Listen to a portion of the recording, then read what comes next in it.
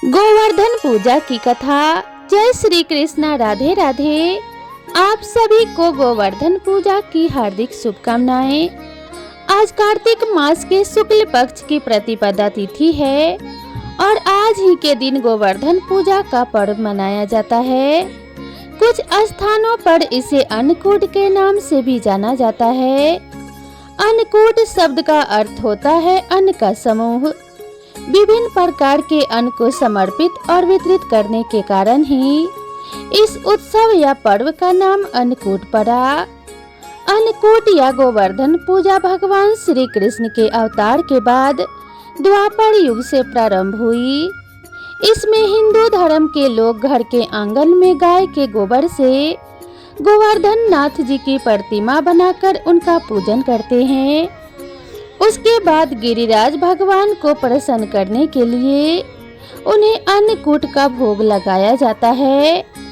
इस दिन अनेक प्रकार के पकवान मिठाई से भगवान को भोग लगाया जाता है। इस दिन धन दौलत गाड़ी अच्छे मकान के लिए श्री कृष्ण जी और माता लक्ष्मी को प्रसन्न किया जाता है ताकि नौकरी या फिर व्यापार में खूब तरक्की मिल सके। तो आज मैं आप सभी को सुना रही हूँ गोवर्धन पर्व की बड़ी ही दुर्लभ कथा। तो इन कथाओं को बड़ी ही श्रद्धा और प्रसन्नचित मन से पूरा अवश्य सुनिएगा। इन कथाओं को सुनने से सभी मनुष्यों की मनोकामनाएं पूर्ण हो जाती हैं। भगवान की गोवर्धन लीला के समय जब इंद्रदेव वर्षा और विनाश का तांडव करके थक गए, तब वह वृंदावन और वृंदावन वासियों का कुछ भी अहित नहीं कर पाए। इसके बाद वह बहुत लज्जित हुए। वह भगवान की लीला और उनकी शक्ति को पहचान चुके थे। उनका अभिमान चूर चूर हो चुका था। वह भगवान से अपने कृत्य के लिए क्षमा मांगने की सोच रहे थे, किंतु साहस नहीं कर पा रहे थे। तभी आकाश मार्ग में तेज प्रकाश उत्पन्न हुआ और घंटियों की मधुर ध्वनि गूंजने लगी। कुछ ही देर में गौ माता सुरभि वहां प्रकट हुई और इंद्र को संबोधित करते हुए बोली कि हे देवराज, मैंने अब तक आपको गौ वंश का रक्षक ही समझा था, किंतु अब मेरा भ्रम टूट चुका है। आपने अपने अहंकार के कारण वृंदावन के पूर्ण गौ वंश को समाप्त करने के लिए अपनी पूरी शक्ति का प्रयोग किया है, किंतु धन्य है भगवान श्री कृष्ण जिन्होंने गौ वंश को ही नहीं समस्त वृंदावन वासियों की आपके कोप से रक्षा की। सत्य में वही तो गौ रक्षक हैं, जिन्होंने गौ वंश के किसी भी प्राणी का तनिक भी अहित नहीं होने दिया। अतः मैं आपको गौ वंश का रक्षक मानने से इनकार करती हूँ। मैं जा रही हूँ वृंदावन की पावन धरती पर, जहाँ भगवान श्री कृष्ण अपनी लीला कर रहे हैं। मैं जा रही हूँ श्री चरणों की वंदना करने। ऐसा कहकर गौ माता सुरभि वृंदावन की ओर चल पड़ी। वृंदावन पहुंचकर गौ माता सुरभि भगवान श्री कृष्ण के सम्मुख प्रकट हुई। गौ माता को अपने सम्मुख देखकर भगवान श्री कृष्ण अत्यंत प्रसन्न हुए। उन्होंने उनके आने का कारण पूछा तो गौ माता सुरभि बोली कि हे स्वामी, आप तीनों लोकों के पालनहार हैं। आज आपने अपनी लीला से वृंदावन के समस्त गौवंश की रक्षा की है। मैं आपके चरणों की वंदना करती हूँ। हे नाथ, आज मैं बहुत प्रसन्न हूँ। हे स्वामी, यूं तो समस्त सृष्टि आपके संकेत मात्र से ही चलायमान है। आप ही समस्त सृष्टि के उत्पत्ति का कारण हैं। आप ही एकमात्र दाता हैं। समस्त संसार आप ही से उपभोग प्राप्त करता है। किंतु हे स्वामी, आज मैं आपको कुछ देना चाहती हूँ। कृपया करके उसे स्वीकार करें। तब भगवान प्रेम पूर्वक बोले कि हे माता, आप मुझको अपनी माता के समान ही प्रिय हैं। आप जो भी देंगी उसको प्राप्त करना मेरा सौभाग्य होगा। यह सुनकर गौ माता सुरभि अत्यंत प्रसन्न हुई और बोली कि हे स्वामी, आपके इस संसार में अनेकों नाम हैं, किंतु आज मैं भी आपको एक नाम देना चाहती हूँ, कृपया करके उसे स्वीकार करें। तब भगवान अत्यंत प्रसन्न होते हुए बोले, अवश्य माता, शीघ्र ही बताएं। गौ माता सुरभि बोली कि हे नाथ, आपने समस्त गौवंश की रक्षा की है, इसीलिए आज से आप गोविंद नाम से पुकारे जाएंगे। गोविंद नाम सुनकर भगवान श्री कृष्ण प्रसन्नता से झूम उठे और गौ माता सुरभि से बोले कि हे माता, आपका दिया हुआ यह नाम अत्यंत सुंदर है, मैं इसको सहर्ष स्वीकार करता हूँ। मेरे जितने भी नाम हैं, उन सभी नामों में यह नाम मुझको सबसे अधिक प्रिय होगा। मैं आपको वचन देता हूँ कि आज से मेरा जो भी भक्त मुझको गोविंद नाम से पुकारेगा, उसके सभी दुख मैं स्वयं ही हरण करूँगा। भगवान और गौ माता सुरभि के मध्य यह वार्तालाप चल ही रहा था। तभी वहां देवराज इंद्र भी आ पहुँचे। उन्होंने भगवान से अपने अपराध के लिए क्षमा मांगी और गोविंद नाम से भगवान की वंदना की। भगवान ने प्रसन्न होकर इंद्र को क्षमा कर दिया। तत्पश्चात देवराज इंद्र और गौ माता सुरभि ने प्रभु से विदा ली। इस प्रकार मेरे ठाकुर जी का एक नाम और पड़ा गोविंद, क्योंकि भगवान श्री कृष्ण को गायों से विशेष स्नेह था। अतः सुरभि माता द्वारा दिया गया यह गोविंद नाम भगवान को अत्यंत प्रिय है।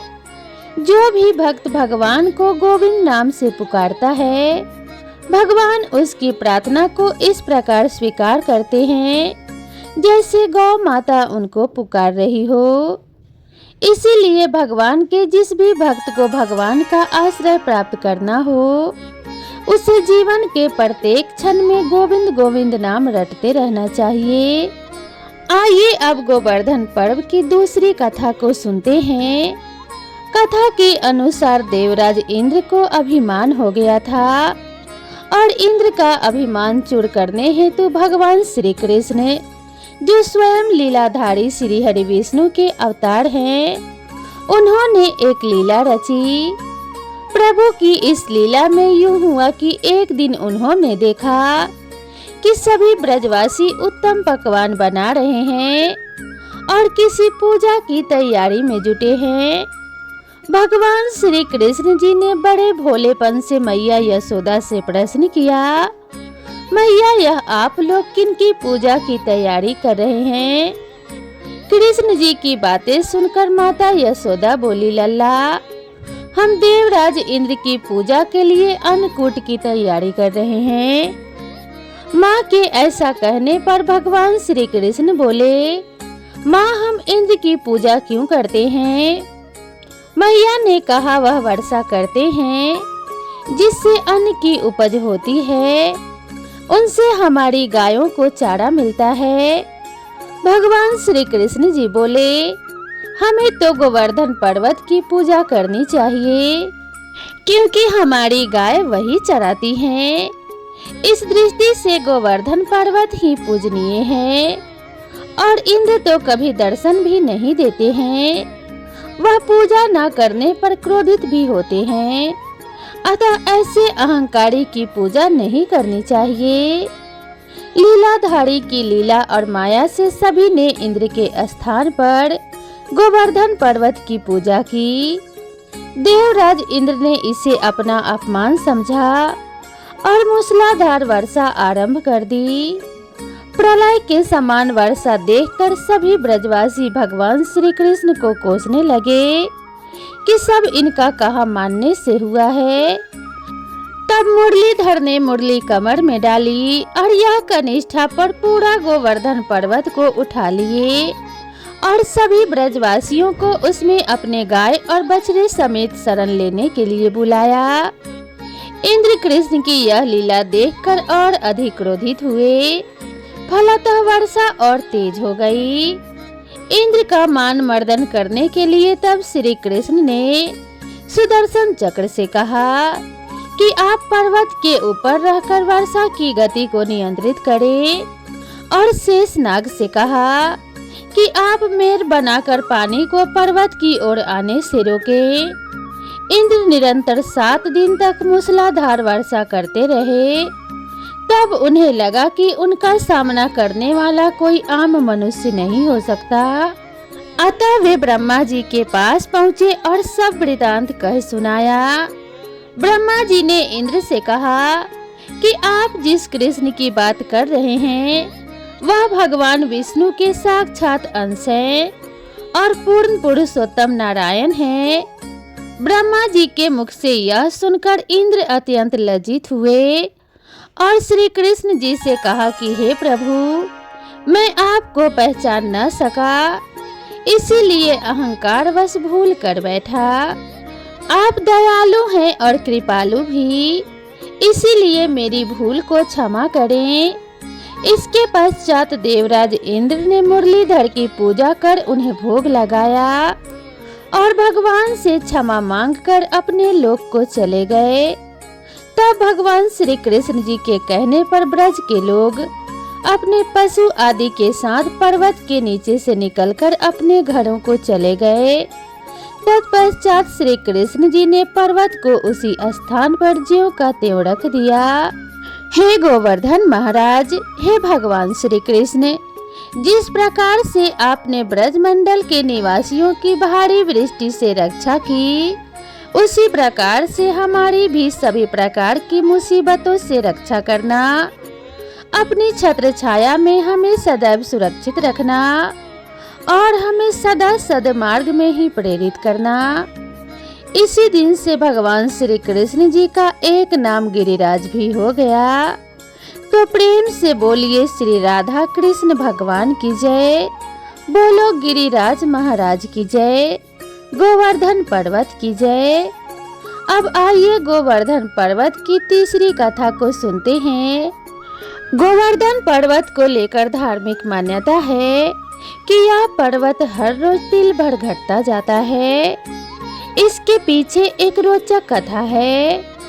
हर रोज घटने का कारण ऋषि पुलस्त्य का श्राप है। कथा के अनुसार एक बार ऋषि पुलस्त्य गिरिराज पर्वत के पास से गुजर रहे थे। तभी उन्हें इसकी खूबसूरती इतनी पसंद आई कि वे मंत्रमुग्ध हो गए। ऋषि पुलस्त्य ने द्रोणाचल पर्वत से निवेदन किया कि मैं काशी में रहता हूँ, आप अपने पुत्र गोवर्धन को मुझे दे दीजिए। मैं उसे काशी में स्थापित करूँगा और वहीं रहकर इसकी पूजा करूँगा। पिता द्रोणाचल पुत्र गोवर्धन के विछोह से दुखी हुए। गोवर्धन ने कहा कि हे महात्मा, मैं आपके साथ चलूँगा, लेकिन मेरी एक शर्त है। शर्त यह है कि आप मुझे सबसे पहले जहाँ भी रख दोगे मैं वहीं स्थापित हो जाऊंगा। पुलस्त्य ने शर्त मान ली। गोवर्धन ने ऋषि से कहा, मैं 2 योजन ऊंचा और 5 योजन चौड़ा हूँ, आप मुझे काशी लेकर कैसे जाएंगे? तब ऋषि ने कहा, मैं अपने तपोबल के माध्यम से तुम्हें अपने हथेली पर उठाकर ले जाऊंगा। ऋषि पर्वत को उठाकर चलने लगे। रास्ते में ब्रज आया। तब गोवर्धन पर्वत को दिखा कि यहाँ पर भगवान श्री कृष्ण अपने बाल्यकाल में लीला कर रहे हैं। बड़ा मनोहारी दृश्य और मनभावन जगह है। उनकी वहाँ ठहरने की इच्छा हुई। इसके बाद गोवर्धन पर्वत ऋषि के हाथों में अपना भार बढ़ाने लगे, जिससे ऋषि ने आराम और साधना के लिए पर्वत को नीचे रख दिया। ऋषि पुलस्त्य यह बात भूल गए थे कि उन्हें गोवर्धन पर्वत को कहीं भी नहीं रखना है। साधना के बाद ऋषि ने पर्वत को उठाने की बहुत कोशिश की, लेकिन पर्वत हिला तक नहीं। इससे ऋषि पुलस्त्य बहुत क्रोधित हो गए और उन्होंने श्राप दे दिया कि तुमने मेरी मनोरथ को पूर्ण होने नहीं दिया, इसीलिए अब हर रोज तिल भर तुम्हारा क्षरण होता रहेगा माना जाता है कि उसी समय से गिरिराज पर्वत हर रोज घट रहा है। आइए अब गोवर्धन पर्वत गिरिराज जी के प्राकट्य होने की कथा को सुनते हैं। धार्मिक दृष्टि से गिरिराज जी का प्राचीन काल से ही ब्रज में सर्वाधिक परिपूर्ण स्थान और महत्व रहा है। ब्रज में मान्यता है कि श्री गिरिराज जी की तलहटी एवं कंदराओं में भगवान श्री कृष्ण तथा श्री राधा जी के विहार के स्थल रहे हैं, अतः इस भूमि का विशेष महत्व है।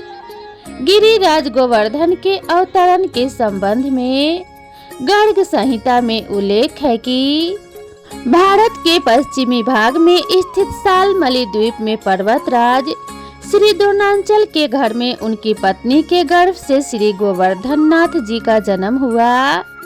देवताओं ने पुष्प वर्षा करके श्री गोवर्धन जी की वंदना की। एक समय ऋषि पुल सत्य भ्रमण करते हुए वहां पर आ गए। वहां नाना प्रकार के हरे भरे वृक्ष लताओं से परिपूर्ण सुंदर श्यामल गोवर्धन को देखकर उन्हें अपने स्थल पर स्थापित करने की प्रबल इच्छा जागृत हो गई, क्योंकि काशी के निकट कोई ऐसा पर्वत नहीं था जहां शांति से बैठकर वे भजन कर सके। अतः ऋषि पुल सत्य जी ने द्रोणांचल जी से गोवर्धन जी को देने के लिए अनुरोध किया। पर्वतराज बाध्य होने से इनकार नहीं कर सके। गोवर्धन जी ने दुखी होकर ऋषि से यह तय कर लिया कि मैं आपके हाथ में रहकर ही चलूंगा और आप मुझे कहीं भी नीचे नहीं रख सकेंगे। यदि किसी प्रकार नीचे रख देंगे तो मैं वहीं स्थापित हो जाऊंगा और तिल भर भी आगे नहीं चलूंगा। पुलस्त्य ऋषि ने उस शर्त को स्वीकार कर अपने हाथ में गोवर्धन जी को रख काशी को प्रस्थान किया। मथुरा पहुंचने तक तो गिरिराज जी हल्के रहे, किंतु फिर इतने भारी हो गए कि ऋषि हाथ में रखने में असमर्थ हो गए और उन्होंने उन्हें भूमि पर रख दिया। संध्या वंदना स्नान तथा भोजन के उपरांत ऋषि चेष्टा पूर्वक गिरिराज जी को उठाने लगे, तो गिरिराज जी ने जाने से इनकार कर दिया। तब ऋषि ने क्रुद्ध होकर यह श्राप दे दिया कि तुम नित्य प्रति एक तिल के समान घटते जाओगे। गिरिराज जी ने ऋषि के श्राप को ग्रहण किया, किंतु उन्हें ज्ञात था कि श्याम सुंदर श्री कृष्ण भगवान ब्रज में अवतरित होकर विविध लीलाएं करेंगे, जिससे मैं कृतार्थ हो जाऊंगा। वराह पुराण में वर्णन करके बताया गया है कि भगवान श्री रामचंद्र जी की आज्ञा से श्री हनुमान जी उत्तरांचल से गोवर्धन जी को कंधे पर रखकर ला रहे थे, तो देववाणी हुई कि समुद्र में सेतु बन गया है। देववाणी सुनकर हनुमान जी ने उन्हें यहीं पृथ्वी पर रख दिया। तब हरि भक्त गिरिराज जी ने हनुमान जी से कहा, आपने मुझे भगवान के चरण चिन्हों से वंचित किया है, अतः मैं आपको श्राप दूंगा। इस पर हनुमान जी बोले, हे गिरिराज क्षमा करें। जब इंद्र की पूजा का खंडन करके भगवान श्री कृष्ण आपकी पूजा करवाएंगे, तो इंद्र कुपित होकर ब्रज में उत्पात करने लगेंगे। उस समय आप ब्रजवासियों के रक्षक होंगे। द्वापर के अंत के समय में श्री कृष्ण जी का अवतार होगा, वे ही आपकी इच्छा की पूर्ति करेंगे। ऐसा कहकर हनुमान जी आकाश मार्ग से श्री राम जी के पास गए और उन्हें सारा वृतांत कह सुनाया। इस पर श्री रामचंद्र जी ने कहा, सेतु बंधन हेतु लाए गए यह सब पर्वत मेरे चरण स्पर्श से विमुक्त हो गए, परंतु मैं गोवर्धन को अपने हस्त कटाक्ष तथा सर्वांग स्पर्श से पवित्र करूंगा। मैं गिरिराज पर्वत को अपनी उंगली पर उठाऊंगा। मैं वासुदेव के कुल में जन्म लेकर ब्रज में विविध लीलाएं करूंगा तथा गोवर्धन के ऊपर गौचार गोपियों के संग अद्भुत विलास आदि से उसे हरिदास श्रेष्ठ बना दूंगा। ब्रज में गोवर्धन मेरी लीलाओं के परम सहायक रूप में प्रसिद्ध होंगे।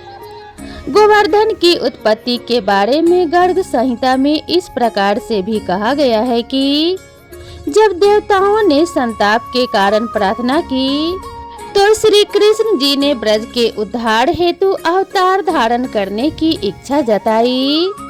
जब श्री कृष्ण जी ने श्री राधा जी को यह बात बताई तो वे बोली, मैं आपका वियोग एक पल भी नहीं सह सकती। इस पर श्री कृष्ण जी ने कहा कि मैं आपको संग लेकर ही ब्रज में अवतार धारण करूंगा। इस पर श्री राधिका जी ने कहा कि हे प्राणनाथ, जहाँ वृंदावन नहीं है, जहाँ यह यमुना नदी नहीं है तथा जहाँ गोवर्धन पर्वत नहीं है, वहाँ मेरे मन को सुख नहीं मिल सकता। यह सुनकर श्री कृष्ण जी ने अपने धाम गोलोक से 84 कोस विस्तृत भूमि और गिरिराज गोवर्धन और यमुना नदी को भूतल पर ले आए। तो बोलिए श्री राधा कृष्ण भगवान की जय। ब्रह्म वैवर्त पुराण के अनुसार रा का अर्थ है पाना और धा का अर्थ है मोक्ष, अर्थात श्री राधा जी के नाम के जप से ही श्री कृष्ण और मोक्ष की प्राप्ति हो जाती है। पूर्व काल में श्री राधा ने सतश्रृंग पर्वत पर एक सहस्त्र दिव्य युग तक निराहार रहकर तपस्या की, जिससे वे अत्यंत दुर्बल हो गईं। भगवान श्री कृष्ण जी ने देखा कि श्री राधा चंद्रमा की एक कला के समान अत्यंत कृश हो गई हैं। तब भगवान श्री कृष्ण करुणा से द्रवित होकर श्री राधा को छाती से लगाकर फूट फूट कर रोने लगे। भगवान श्री कृष्ण ने श्री राधा को वर देते हुए कहा, राधे, तुम्हारा स्थान मेरे वक्ष स्थल पर है, तुम यहीं रहो। मुझसे तुम्हारी अविचल प्रेम भक्ति हो। सौभाग्यमान प्रेम गौरव की दृष्टि से तुम मेरे लिए सबसे श्रेष्ठ और सर्वाधिक प्रियतमा बनी रहो। संसार की समस्त युवतियों में तुम्हारा सबसे ऊंचा स्थान है। मैं सदा तुम्हारे गुण गाऊंगा, तुम्हारी पूजा करूंगा। तुम सदा मुझे अपने अधीन समझो। मैं तुम्हारी प्रत्येक आज्ञा का पालन करने के लिए बाध्य रहूंगा। जैसे आभूषण शरीर की शोभा है, उसी प्रकार तुम मेरी शोभा हो। भगवान श्री कृष्ण जी कहते हैं, श्री राधा मेरी परम आत्मा है, मेरा जीवन है। श्री राधा से ही प्रेम प्राप्त करके मैं उस प्रेम को अपने भक्तों में बांटता हूँ। भगवान श्री कृष्ण जी के सेवा से ही श्री राधा जी ने सबसे अधिक मनोहर रूप, सौभाग्यमान गौरव तथा श्री कृष्ण के हृदय स्थल में स्थान पाया है। वृंदावन की लीला में लौकिक दृष्टि से तो श्री कृष्ण जी 11 वर्ष की अवस्था में ही ब्रज का परित्याग करके मथुरा आ गए थे। इतनी छोटी अवस्था में स्त्रियों के साथ प्रणय की बात तो कल्पना में भी नहीं आती। और अलौकिक जगत में श्री राधा कृष्ण दोनों सर्वथा एक ही हैं। फिर भी भगवान ने ब्रह्मा जी को श्री राधा के दिव्य विग्रह का दर्शन कराने का वरदान दिया था। उसकी पूर्ति के लिए उन्होंने ब्रह्मा जी को एकांत वन में श्री राधा रानी के दर्शन कराए और वहीं ब्रह्मा जी के द्वारा रसराज कृष्ण और महाभाव रूपी राधा की विवाह की लीला भी संपन्न हुई। यह विवाहिता श्री राधा जी सदैव ही भगवान श्री कृष्ण के संग रहती हैं, अवश्य ही छिपी रहती हैं। केवल कृष्ण कृपा होने पर ही साधक को इस युगल जोड़ी के दुर्लभ दर्शन होते हैं। पौराणिक कथाओं के अनुसार राधा माता गोलोक में श्री कृष्ण जी के साथ निवास करती थी। एक बार देवी राधा गोलोक से कहीं बाहर गई। जब वापस आई तो देखा कि कृष्ण भगवान गोलोक में नहीं है। उस समय भगवान श्री कृष्ण अपनी एक सखी विरजा के साथ गोलोक में घूम रहे थे। यह बात जब राधा जी को मालूम हुई तो उन्हें बहुत ही क्रोध आया और वे सीधे उनके पास पहुंच गई। वहां पहुंचकर उन्होंने भगवान श्री कृष्ण को काफी भला बुरा कहा। राधा जी का यह व्यवहार भगवान श्री कृष्ण के मित्र श्री दामा को बुरा लगा और उन्होंने राधा जी को पृथ्वी पर जन्म लेने का श्राप दे दिया। राधा रानी को इतने गुस्से में देखकर भगवान श्री कृष्ण की सखी विरजा भी वहां से चली गई। इस श्राप के बाद राधा ने बदले में श्रीदामा को श्राप देते हुए कहा कि तुम पृथ्वी लोक पे राक्षस कुल में जन्म लोगे। राधा रानी के द्वारा दिए गए श्राप के कारण ही श्रीदामा का जन्म शंखचूड़ दानव के रूप में हुआ था। दानव कुल में जन्म लेने के बाद भी भगवान श्री विष्णु का अनन्य भक्त बना। वहीं दूसरी ओर राधा रानी ने भी पृथ्वी पर वृषभानु के घर पुत्री के रूप में जन्म ले लिया। लेकिन राधा रानी वृषभानु जी की पत्नी देवी कीर्ति के गर्भ से नहीं जन्मी थी। दरअसल जिस समय श्रीदामा और राधा रानी ने एक दूसरे को श्राप दिया, तब भगवान श्री कृष्ण जी ने राधा रानी से कहा कि आपको पृथ्वी पर देवी कीर्ति और वृषभानु जी के पुत्री के रूप में ही रहना है।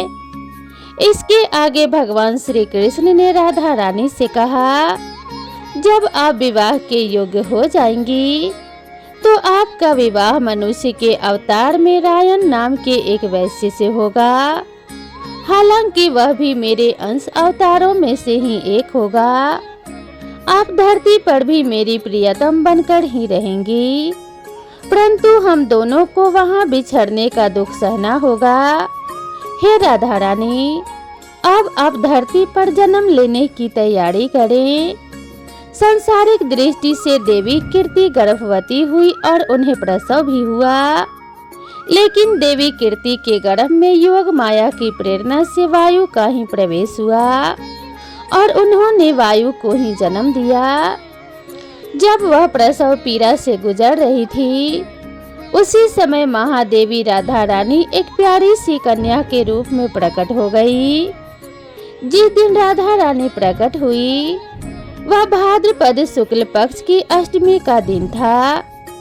एक बार नारद मुनि ने पृथ्वी लोक पर राधा नाम की महिमा सुनी और सुना कि वह श्री कृष्ण की सबसे बड़ी भक्त हैं। नारद जी को लगता था कि वह श्री हरि के सबसे बड़े भक्त हैं। अपने मन की शंका का निवारण करने के लिए नारद जी श्री कृष्ण के पास गए। श्री कृष्ण जी तो अंतर्यामी हैं, समझ गए कि नारद जी के मन में क्या शंका चल रही है।